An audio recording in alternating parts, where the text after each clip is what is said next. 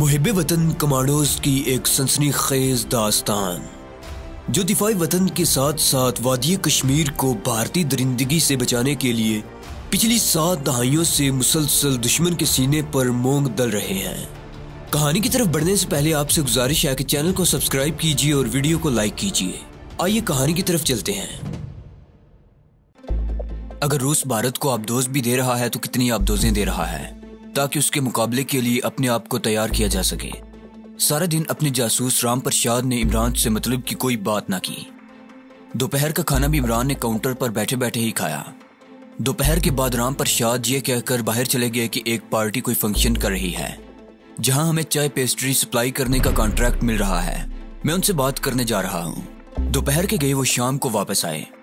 आते ही इमरान से कहा, मोहनदास बहुत काम कर चुके हो, ऊपर जाकर कुछ देर आराम करो। इमरान अपने कमरे में आ गया। उसका ख्याल था कि शायद राम प्रसाद जी उससे अपने मिशन के बारे में कोई बात करने आएंगे, मगर वो ना आए। इमरान अपने कमरे में ही लेटा दिल्ली की अंग्रेजी और 1-2 उर्दू के अखबार पढ़ता रहा। रात को उसने खाना भी अपने कमरे में ही मंगवा कर खाया। इसके बाद वो नीचे होटल में आ गया। राम प्रसाद जी काउंटर पर बैठे रोजाना की बिक्री का हिसाब किताब कर रहे थे। इमरान उनके करीब ही कुर्सी पर बैठकर चाय पीने लगा। राम प्रसाद जी ने काम से फारिग होकर इमरान से कहा, मोहनदास ये जरा हिसाब तो चेक करना। और उन्होंने एक रजिस्टर इमरान की तरफ बढ़ा दिया। इमरान रजिस्टर पर लिखी रकम को जोड़ने लगा तो राम प्रसाद बोले, भाई ऊपर कमरे में जाकर आराम से चेक करो, मैं ऊपर आकर रजिस्टर ले जाऊंगा। इमरान समझ गया कि राम प्रसाद कमरे में आकर उससे जरूरी बातचीत करने वाले हैं। हिसाब किताब चेक करने का महज एक बहाना है। वो रजिस्टर लेकर अपने कमरे में आकर बैठ गया और हिसाब किताब चेक करने की बजाय राम प्रसाद जी का इंतजार करने लगा। कोई 1 घंटे के बाद राम प्रसाद जी ऊपर आए और आते ही पूछा, क्यों भाई मोहनदास, हिसाब किताब चेक कर लिया? इमरान ने कहा, मैंने 2-3 बार रकमें चेक की हैं, सब हिसाब ठीक है। उस वक्त रात के 9 बजे का वक्त था। राम प्रसाद जी ने दरवाजे के बाहर झांक कर देखा। जब उनकी तसल्ली हो गई कि बाहर कोई आदमी नहीं है तो दरवाजा आहिस्ता से बंद कर दिया। फिर इमरान के सामने रजिस्टर लेकर इस तरह बैठ गए जैसे रजिस्टर में लिखी हुई रकमें चेक कर रहे हैं। उनकी निगाहें रजिस्टर पर थी। धीमी आवाज में कहने लगे, हाजी साहब ने मुझे खुफिया जरिए से सब कुछ बता दिया है। यूं समझो कि मुझे फुल रिपोर्ट मिल गई है। राम प्रसाद जी रजिस्टर के वर्क उल्टने लगे। इमरान ने पूछा, तो फिर क्या ख्याल है आपका? उन्होंने रजिस्टर एक तरफ रख दिया। खामोशी से उठकर दरवाजे के पास गए। दरवाजा एकदम खोलकर बाहर देखा। बाहर कोई नहीं था। दरवाजा बंद किया और इमरान से कहने लगे, मामला काफी मुश्किल लगता है, लेकिन जितना ये मुश्किल है उतना ही अहम भी है। भारत और रूस के दरमियान जंगी मुआहदे की उड़ती उड़ती खबर मैंने सुनी है। पिछले दिनों भारतीय जनता पार्टी के ऑफिस में कोई इस मुआहदे की बात कर रहा था, जिस पर एडवाणी ने कहा था कि इसकी शुरुआत हमने शुरू की थी। हमने जनता से अपने पार्टी एजेंडे में वादा किया था कि हम बाबरी मस्जिद को ढाकर वहां राम मंदिर बनाएंगे और इसके बाद रूस की फौजी मदद से पाकिस्तान पर हमला करके इसे फिर से भारतवर्ष में शामिल कर देंगे। कांग्रेस की हुकूमत हमारी पॉलिसी की नकल कर रही है। इमरान ने कहा, यह तो एडवाणी ने हर हिंदू के दिल की बात कही है। कोई भी हिंदू पाकिस्तान को तरक्की करता नहीं देख सकता। वो पाकिस्तान को खत्म करना चाहता है, लेकिन अब जबकि पाकिस्तान एटमी कुव्वत बन चुका है, हिंदू का ये नापाक ख्वाब हमेशा के लिए खाक में मिल गया है। राम प्रसाद जी बोले, इसके बावजूद हिंदू की हुकूमत अंदर ही अंदर पाकिस्तान के खिलाफ साजिशों में मसरूफ है। रूस के साथ होने वाला फौजी माहिदा इस बात का सबूत है कि हिंदू ने पाकिस्तान को खत्म करने का ख्याल अभी तक दिल से नहीं निकाला।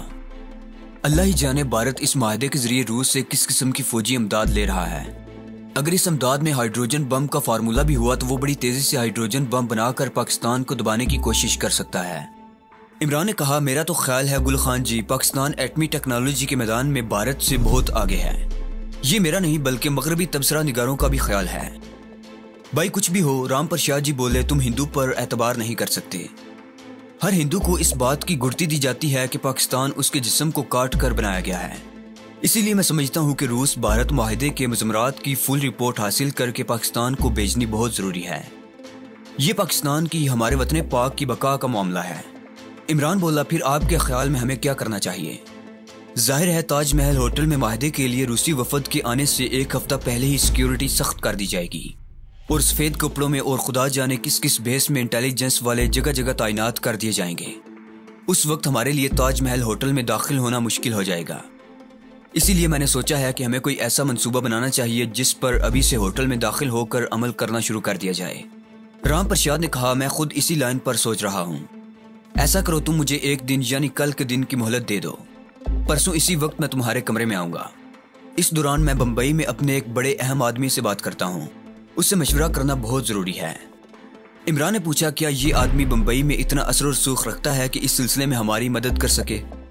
राम प्रसाद ने इमरान का कंधा दबाया और उठते हुए कहा, हमारा कोई आदमी ऐसा नहीं जिसका शहर में असर और सूख ना हो, वरना इसकी मौजूदगी का फायदा ही क्या। बाकी बातें कल होंगी। राम प्रसाद जी चले गए। दूसरा दिन कमांडो इमरान ने बड़ी बेचैनी से गुजारा, क्योंकि उसके सामने इंतहाई अहम और पेचीदा मिशन था। इसकी कामयाबी की कोई वाज़ेह सूरत नजर नहीं आ रही थी। दूसरे दिन रात को वो अपने कमरे में आकर राम प्रसाद जी का बेताबी से इंतजार करने लगा। कोई 12 बजे के करीब राम प्रसाद जी उसके कमरे में आ गए।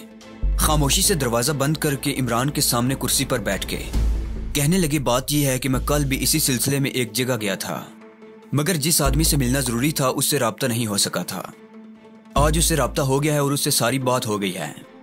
ये मत समझना कि मैंने साफ उर्दू या अंग्रेजी जुबान में या हिंदी जुबान में उससे गुफ्तगू की है। हमारी बात करने की एक खुफिया यानी कोड जुबान होती है। हम इस जुबान में एक दूसरे से बात करते हैं। ये बातें आम टेलीफोन पर भी नहीं होती। हमारा एक दूसरे से इसी शहर और दूसरे शहरों में बात करने का अपना एक खुफिया जरिया है, जो हमने अभी तक तुम्हें भी नहीं बताया क्योंकि इसकी जरूरत ही नहीं पड़ी।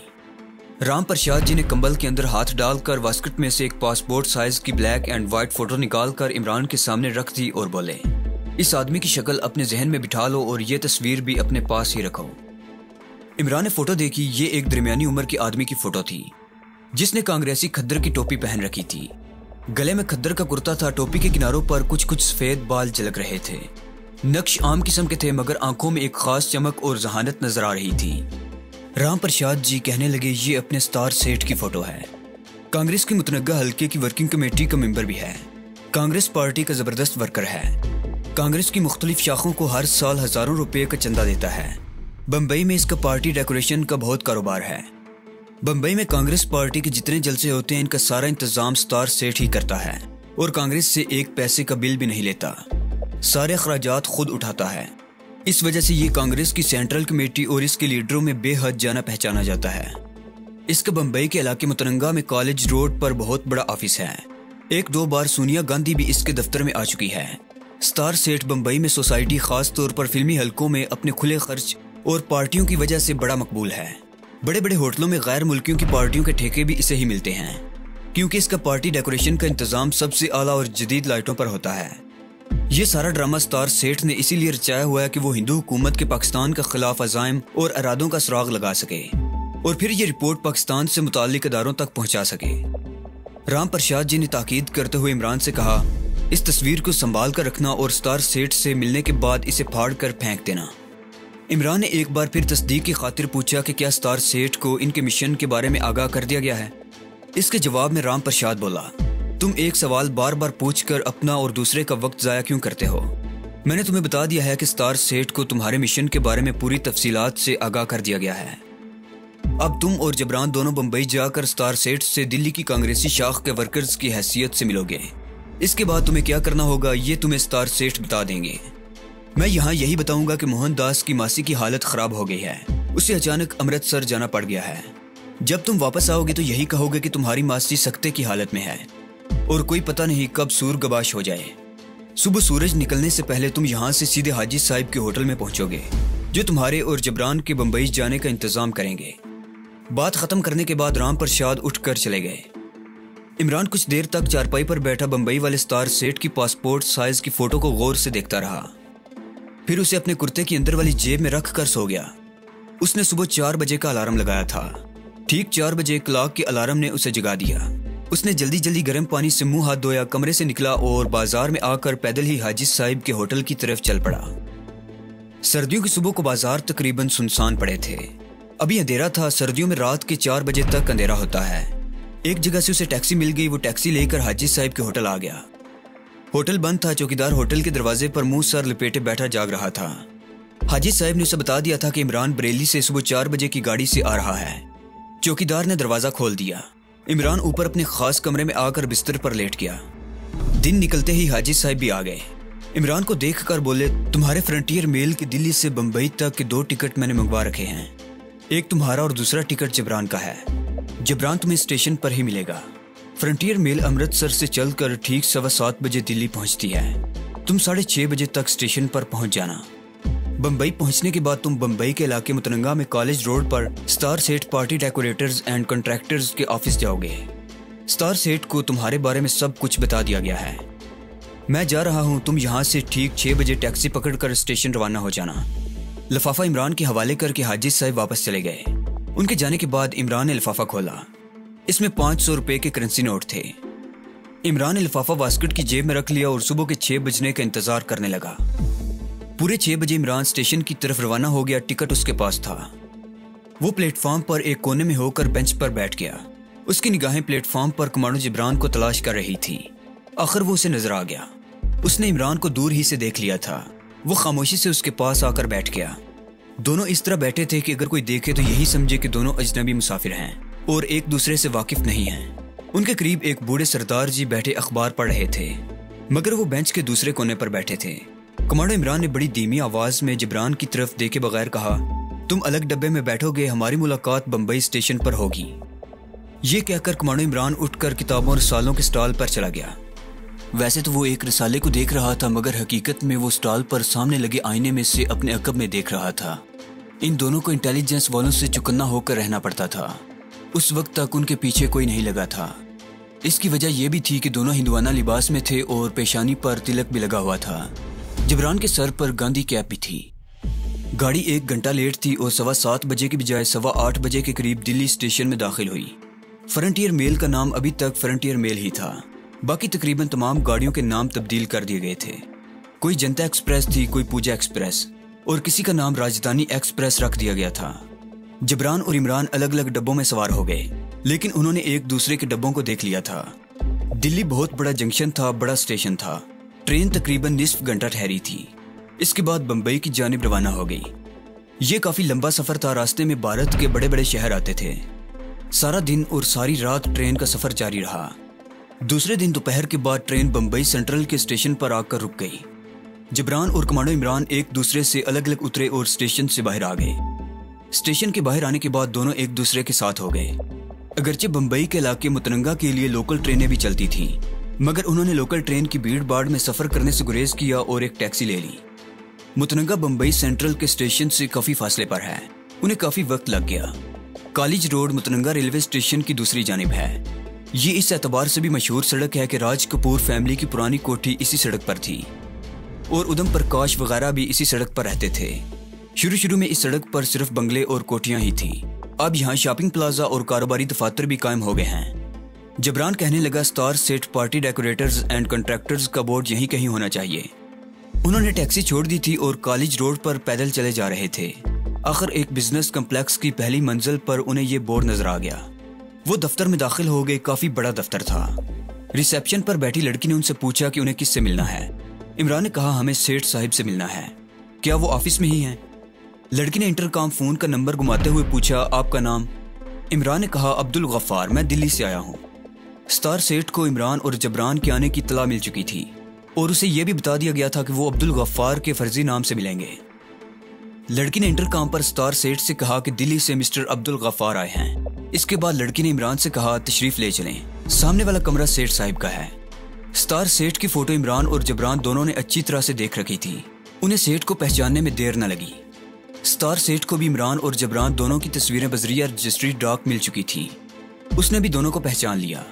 फिर भी स्टार सेठ ने खास कोड अल्फाज में इमरान को एक जुमला बोला, जिसके जवाब में इमरान ने भी सही खुफिया जुमला बोल दिया। स्टार सेठ उस वक्त अपने सजे हुए कमरे में अकेला था। उसने इमरान और जिब्रान को बारी बारी बड़े गौर से देखा। स्टार सेठ का वही हुलिया था जो उसकी पासपोर्ट साइज की फोटो में था। चेहरे के नकूश में कोई खास बात नहीं थी। बड़ा नॉर्मल चेहरा था, सिर्फ आंखों में एक खास चमक थी जिससे पता चलता था कि ये शख्स बड़ा ज़हीन और गहरा है। स्टार सेठ ने उनसे कहा, तुम लोग मेरे रेस्ट हाउस में जाकर थोड़ा आराम करो, मैं वहाँ फ़ोन कर देता हूँ। अगर खाना नहीं खाया तो वहीं खाना भी खाना। मैं तुम्हें शाम को आकर मिलूंगा। इसके बाद उसने रेस्ट हाउस फ़ोन करके अपने मुलाजिम अब्दुल चाचा को कहा, अब्दुल चाचा, दिल्ली से मेरे खास मेहमान आए हैं। वो कुछ दिन रेस्ट हाउस में क़याम करेंगे। इनका ख्याल रखना, वो थोड़ी देर में पहुँच जाएंगे। इसके बाद स्टार सेठ ने अपने ड्राइवर को बुलाकर कहा, ये मेरे मेहमान हैं, इन्हें रेस्ट हाउस पहुँचा दो। इमरान और जिब्रान उठ खड़े हुए और स्टार सेठ का शुक्रिया अदा करके उससे हाथ मिलाकर ड्राइवर के साथ दफ्तर से बाहर आकर स्टार सेठ की कीमती और आरामदेह कार में बैठकर उसके रेस्ट हाउस की तरफ रवाना हो गए। स्टार सेठ ने शहर से कुछ फासले पर समंदर के किनारे ये रेस्ट हाउस बनाया हुआ था। ये 2 मंजिला बंगला नुमा इमारत थी। अब्दुल चाचा ने इनका खैर मकदम किया और पहली मंजिल का कोने वाला पोर्शन खोल दिया। बेडरूम में 2 बिस्तर अलग अलग लगे थे।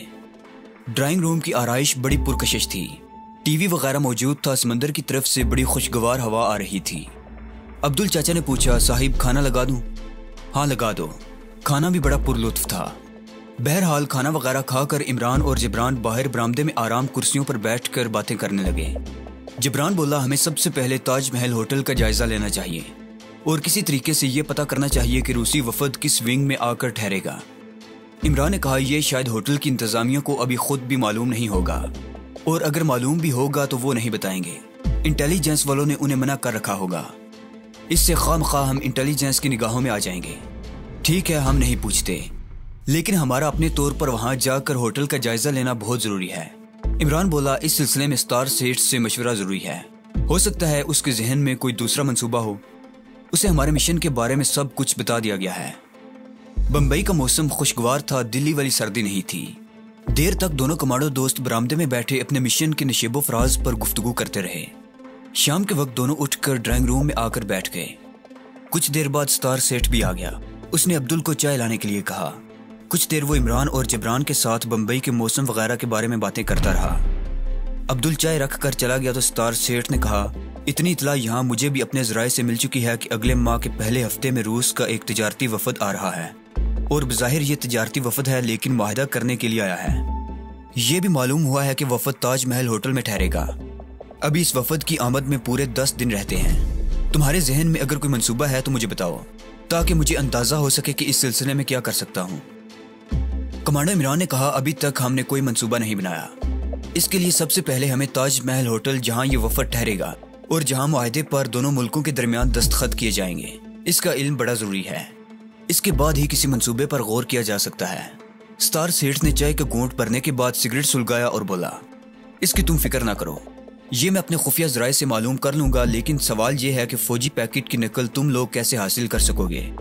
जहाँ तक मेरा ख्याल है, मुआहदे की फाइल की 2 कापियाँ होंगी। एक कापी भारतीय वफद के पास रहेगी और दूसरी रूसी वफद के पास होगी। दोनों मुआहदे की फाइल को इंतहाई राजदारी और हिफाजत के साथ रखेंगे। वहाँ सिक्योरिटी का भी जबरदस्त इंतजाम होगा। इंटेलिजेंस ने सारे होटल को घेरे में ले रखा होगा। ये पता करना मेरे लिए बहुत मुश्किल होगा कि रूसी वफद और भारतीय वफद ने मुआहदे की दस्तावेज किस जगह रखी हुई है। वो तो इसकी हवा तक नहीं लगने देंगे। इमरान और जिब्रान खामोश रहे। उन्होंने कोई तबसरा न किया। स्टार सेठ भी खामोश हो गया। लगता था उसका जहन बड़ी तेजी से कुछ सोच रहा है। कहने लगा, लेकिन हमें नाउम्मीद नहीं होना चाहिए। मेरे पास यहाँ और ताजमहल होटल में भी ऐसे ज़राए हैं कि कोई ना कोई सूरत निकल आएगी।